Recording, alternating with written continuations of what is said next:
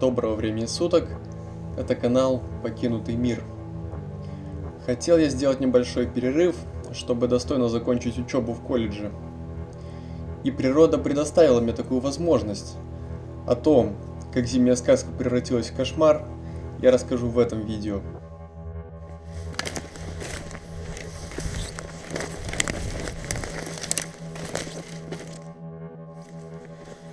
Так.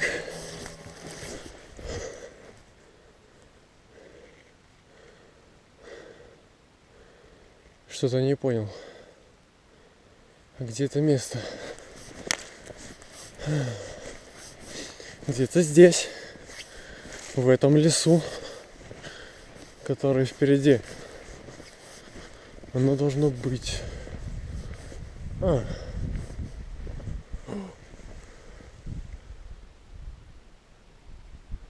Косули.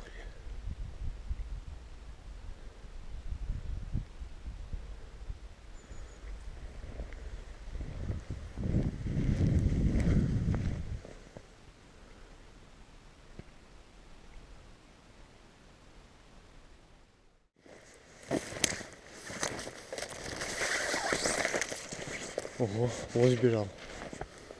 Не только косули.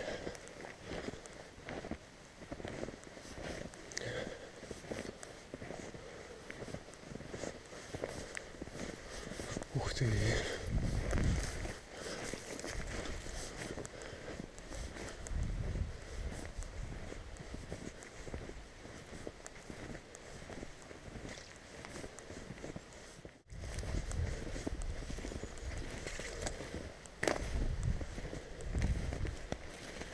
Место в лесу.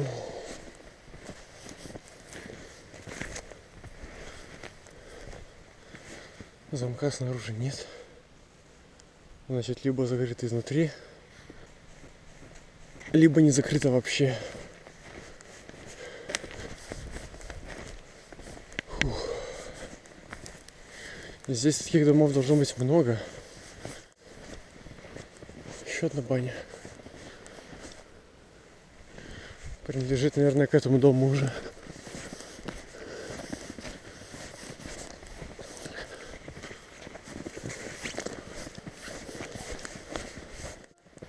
Никто здесь, кроме лосей, не ходит и прочих животных.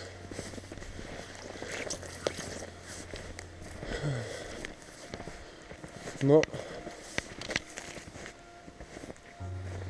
к сожалению,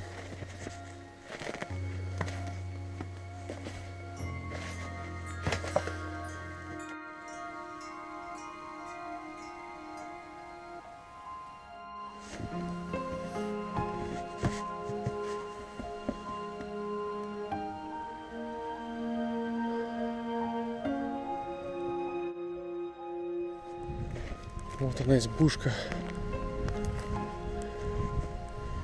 без курьих ножек. Ого! Я сейчас навернулся, тут яма полметра глубиной.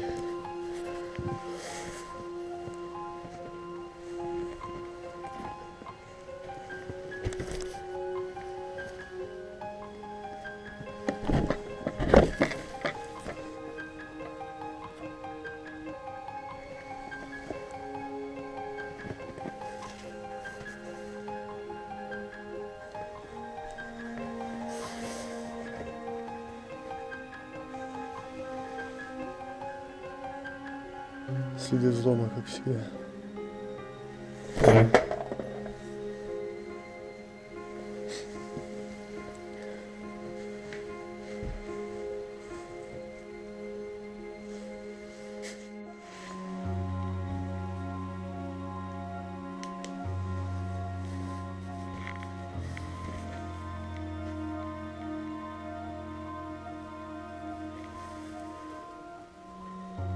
Банки закатывать. Чайничек стоит. Печь провалившаяся. Поржавевшая.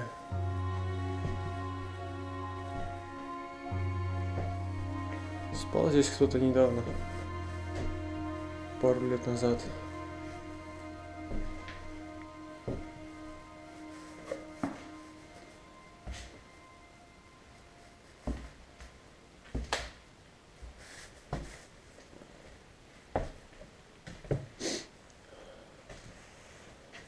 Так. Все провалившись опять немножечко. Совсем недавно здесь было какое-то животное, судя по всему.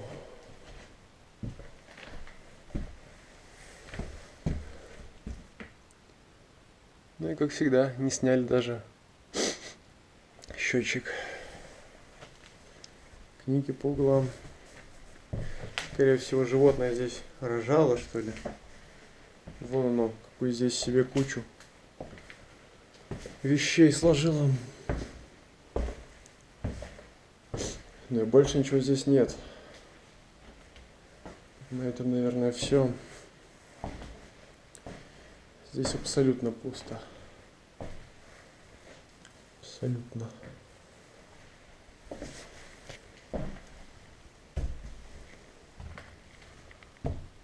Кстати, нарисовано на дереве. То бишь написано.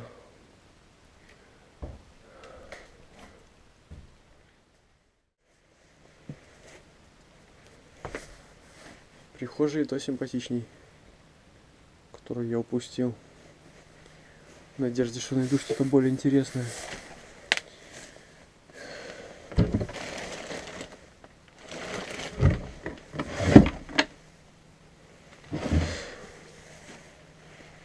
Ничего.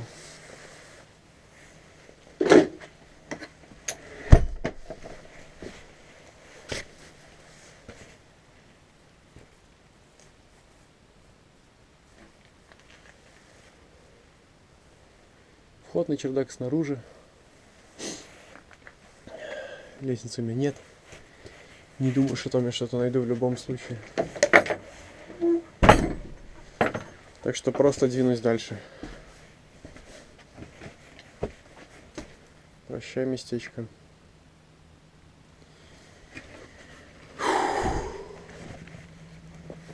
Что ж, дальше где-то за тем холмиком тоже что-то было, какая-то деревня, что ли. А это называется место Тихая пристань. Теперь она действительно тихая. Как видите, только что прошелся по болоту. Сначала думал, что просто снег упал. Запал туда в ногу, но нет. Ноги промокли насквозь. Это очень нехорошо. А вот, кстати, и колодец. Можно и сюда упасть. Ничего не видно зимой. Падай не хочу.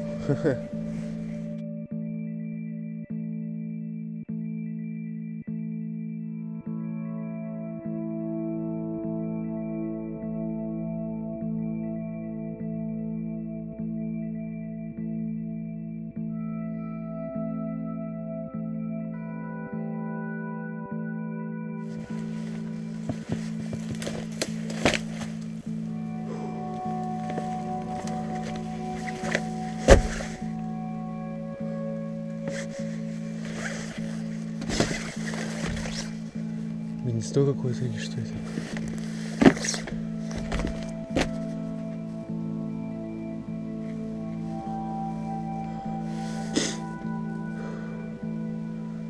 Нет, консервы мне не нужны. Спасибо, я не голоден.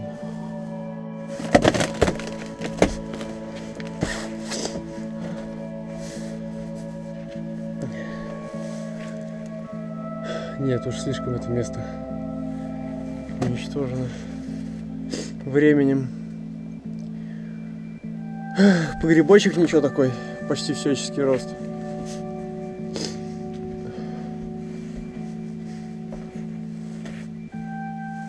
Да, давненько. Ладно. Пойду, куда я собирался идти в таком случае.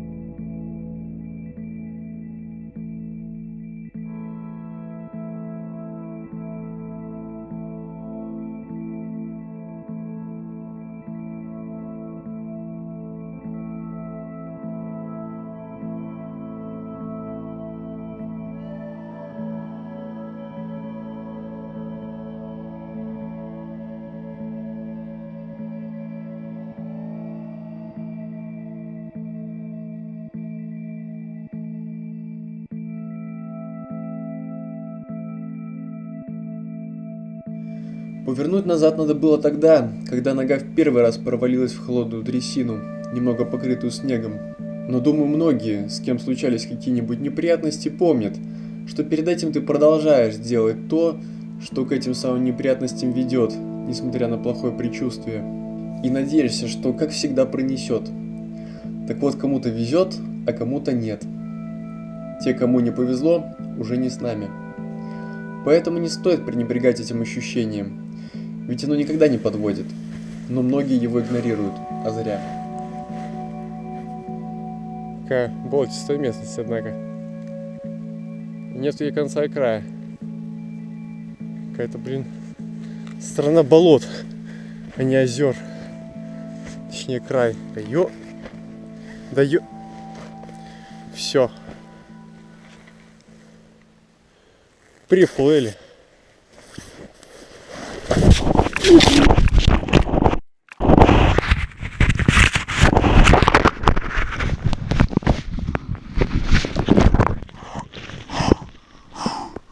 Вот это да! На этом просмотр можно и завершить, так как камера выключилась. Но если интересно, советую послушать все-таки мои впечатления от всего этого и то, как же я в итоге выбрался из этого леса.